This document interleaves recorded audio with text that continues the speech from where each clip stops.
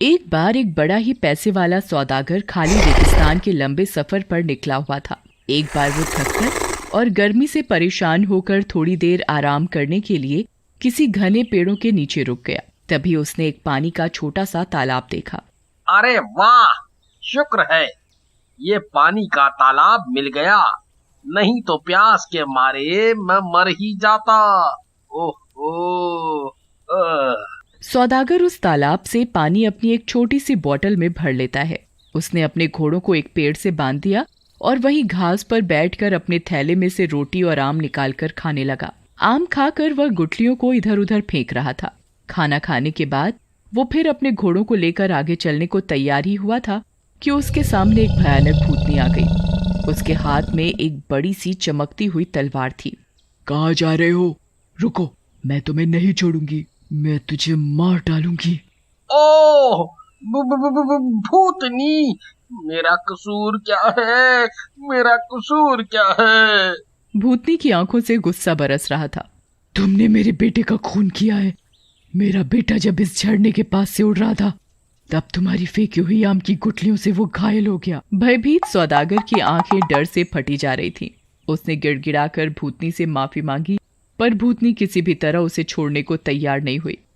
अच्छा, कम से कम मुझे 1 साल का समय तो दे दो, ताकि मैं अपने सारे बचे खुचे अधूरे काम काज पूरे कर लूं। मैं वादा करता हूँ, जिस दिन ये 1 साल का समय पूरा होगा उसी दिन मैं ठीक इसी जगह तुमसे मिलूंगा, और फिर अगर इच्छा हो तो आप मुझे मार भी सकती हैं। अच्छा ठीक है, मैं तुझे 1 साल का समय देती हूँ। जा, अपना अधूरा काम पूरा करके आ, लेकिन याद रखियो, मुझसे भागने की कोशिश मत करना। अगर तू अपने वादे पर यहाँ नहीं आया तो तू जहाँ भी होगा मैं तुझे ढूंढ निकालूंगी। इतना कहकर भूतनी गायब हो गई और सौदागर जल्दी से अपने घोड़े पर सवार होकर आगे बढ़ा। सफर पूरा करके जब वो घर पहुंचा तो उसके डरे हुए चेहरे और थके थके शरीर को देखकर उसकी बीवी और बच्चों को हैरानी हुई। सौदागर ने जब उन्हें भूतनी वाली बात बताई तो उन्हें बहुत बुरा लगा। सौदागर जानता था कि भूतनी से बचने का अब कोई रास्ता नहीं है, इसलिए वो अपने काम निपटाने में लग गया। और जिस दिन 1 साल का समय खत्म होने को आया, वो बहुत दुखी मन से अपनी बीवी और बच्चों से विदा हुआ। सुनो, अब मैं चलता हूँ, 1 साल का समय पूरा हो चुका है। सभी बहुत दुखी होते हैं। सब उसे रोकना चाह रहे होते हैं पर रोक नहीं पाते। जब वो रेगिस्तान में उस पानी के तालाब के पास पहुंचा, उसी वक्त वहां एक बूढ़ा आदमी पहुंचा, जिसके पीछे पीछे एक कबूतरी चल रही थी। तुम यहाँ क्या कर रहे हो? सौदागर ने उसे सारी बात बताई। वो दोनों बात कर ही रहे थे कि एक और बूढ़ा 2 लोमड़ियों के साथ वहां आया और उसको भी सौदागर ने अपनी कहानी सुनाई। दोनों बूढ़े सौदागर का मन अपनी बातों से बहला ही रहे थे कि अचानक वहां हवा से धुएं का एक भवंडर बना और उसमें से वो भयानक भूतनी निकल कर आई। उसने आते ही सौदागर से कहा, अब मैं आ गई हूँ, अब मैं तुझे नहीं छोड़ूंगी। तू अब मेरे हाथों से नहीं बचेगा। अब 1 साल का समय पूरा हो चुका है। अब मैं तुझे मार दूंगी क्योंकि तूने मेरे बेटे को चोट पहुंचाई है। भूतनी की बात सुनते ही कबूतरी वाला बूढ़ा भूतनी के पास गया। आप इस आदमी को मत मारो, पहले मुझे अपनी एक कहानी सुनाने दीजिए, और अगर आपको पसंद आए तो आप इस आदमी को माफ कर देना।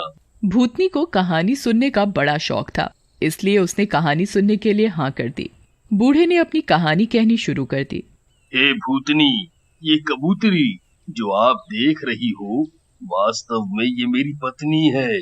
मैंने जब इससे शादी की थी तब ये बड़ी खूबसूरत थी, और हम दोनों ने खुशी खुशी एक दूसरे के साथ कई साल बिता लिए, पर इससे मेरी कोई संतान नहीं हुई।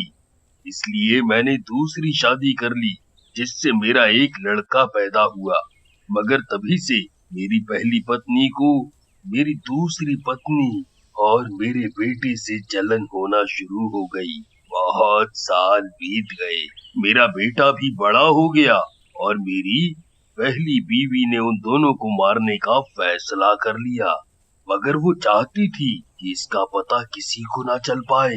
एक दिन मुझे एक लंबे सफर के लिए निकलना पड़ा और मैं 1 साल तक घर से बाहर रहा। मेरे जाने के बाद मेरी पहली बीवी ने सबसे पहले जादू टोना सीखना शुरू किया और उसने जादू से मेरे बेटे और मेरी दूसरी बीवी को बकरा बना दिया। फिर उन दोनों को मेरे यहाँ काम करने वाले किसानों के मुखिया को बेच दिया। जब मैं सफर से घर आया तो मेरी पहली बीवी ने बताया कि मेरी दूसरी बीवी मर चुकी है और मेरे बेटे का महीनों से कोई अता पता नहीं है। कुछ ही हफ्ते बाद एक बड़ा त्योहार मनाया जा रहा था और इस मौके पर बलि देने के लिए मैं 2 बकरे लाया जो कि मेरा बेटा और मेरी दूसरी बीवी थी। और जब उनको बलि के लिए तैयार किया तो वो बड़े जोरों से चीखने लगे। मुझे देखकर बड़ा आश्चर्य हुआ कि उनकी आंखों से लगातार आंसू बह रहे थे। मुझे उस बेचारी पर जाने क्यों बड़ी दया आ गई और मैंने उनकी बलि नहीं दी। पर मेरी पत्नी गुस्से में आकर मुझे भला बुरा कहने लगी।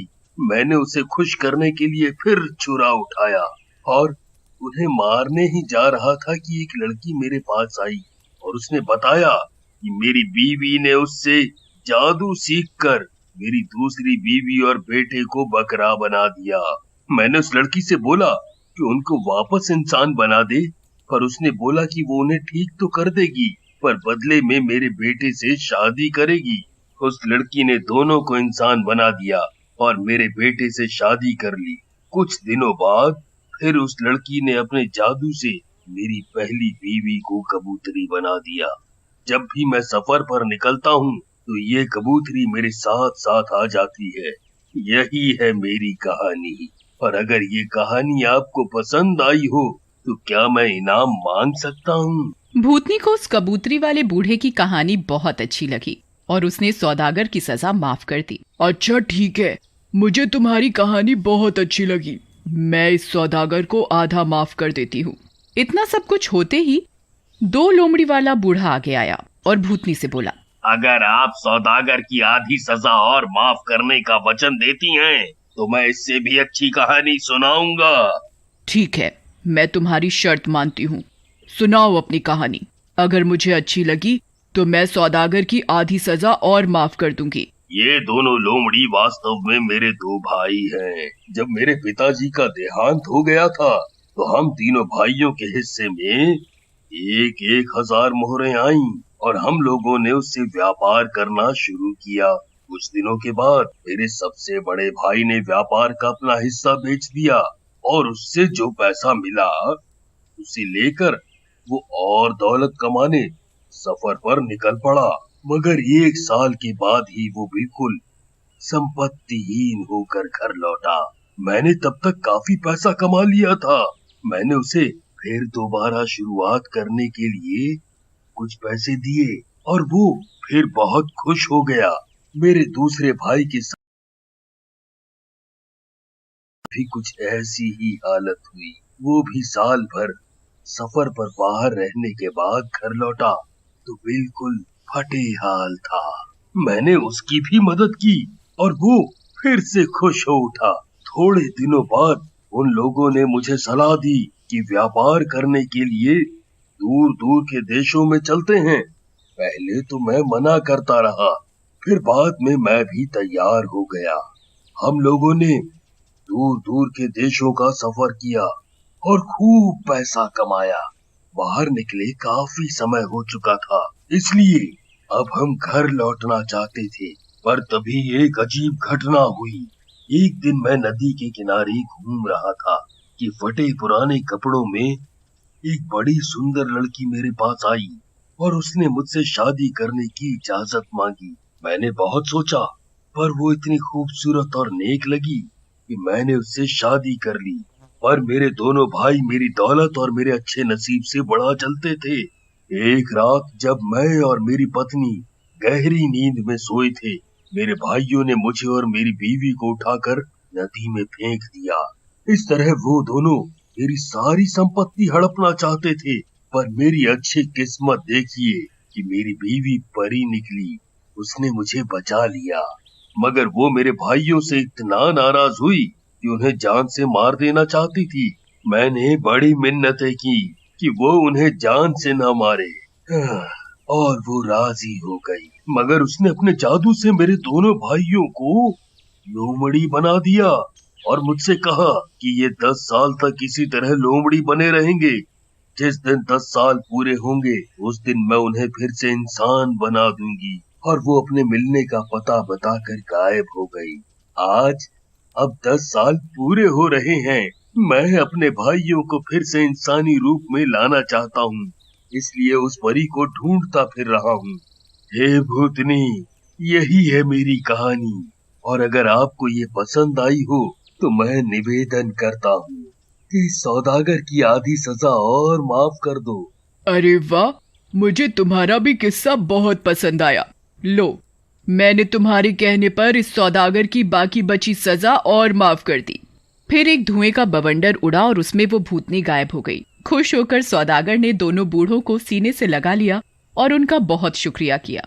अपनी जिंदगी के बाकी दिन उसने बीवी और बच्चों के साथ बड़े सुख चैन से गुजारे।